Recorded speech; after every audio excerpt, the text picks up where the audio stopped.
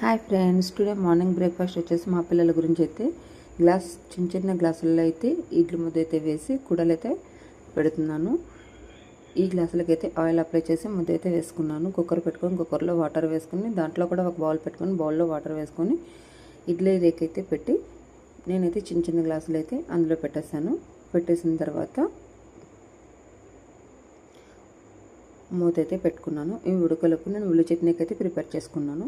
ఉల్లి చట్నీకి అయితే కావాల్సినవి ఉల్లిపాయలు, ఎండుమిర్చి, అల్లం, చిన్న బెల్లం, చింతపండు, ఉప్పు, పసుపు, టమాటో ఇవన్నీ బాగా వేగిన తర్వాత మిక్సీ జార్లోకి అయితే తీసుకొని సాల్ట్ అది వేసి గ్రైండ్ చేసుకున్న తర్వాత ఒక బౌల్లోకి అయితే తీసుకున్నాను.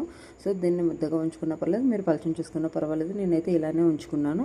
పోపు వేసుకోవడం అది మీ ఇష్టం, నేనైతే వేసుకోలేదు.